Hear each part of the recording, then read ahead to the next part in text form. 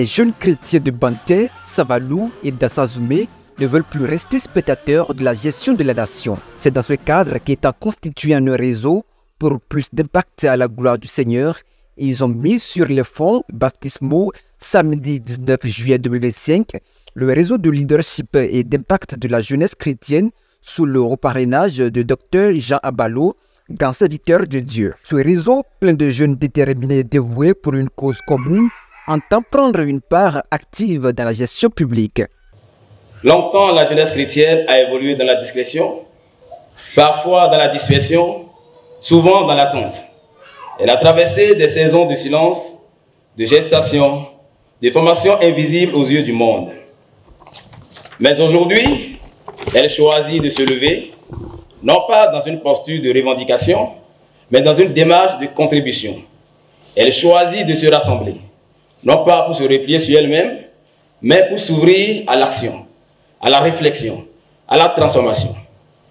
Ce réseau est né de cette volonté, celle de fédérer les énergies, de structurer les vocations et de bâtir une communauté de jeunes leaders animés par des convictions fortes et un sens élevé de service. Engagé pour les actions du développement à la base, Dr Jean Abalo réaffirme son engagement en portant haut ce projet. Il a par ailleurs promis des actions concrètes qui permettront au réseau de rayonner au-delà du département.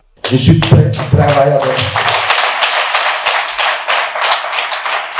Je suis prêt à travailler avec vous parce que dans mes rêves, c'est comment faire pour que la jeunesse soit un levier respectable. La jeunesse chrétienne soit un organe qui doit être consulté. Sinon, nous perdons notre valeur chrétienne. Je voudrais vous encourager davantage à vous mettre ensemble, à porter des choix qui vont être bénéfiques pour toute la jeunesse en général.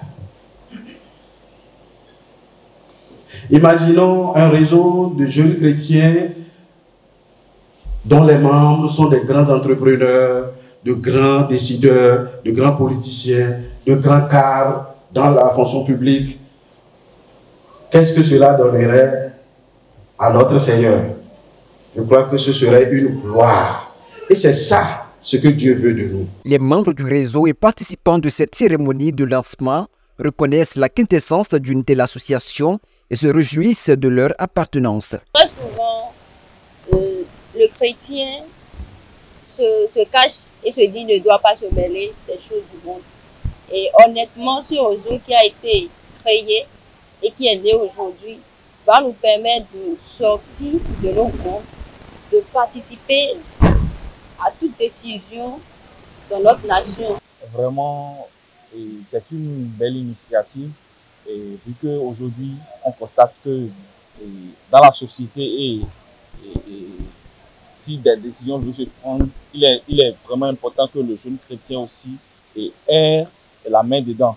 Et pour la gloire de Dieu, vu que ce réseau naît, pour l'objectif, vraiment, c'est une belle vision. À travers la naissance du réseau de leadership et d'impact de la jeunesse chrétienne, ces jeunes, avec l'appui de Dr Jean Abalo, entendent franchir les stéréotypes et clichés qui marginalisent le chrétien de la politique de son pays afin d'impacter positivement son milieu.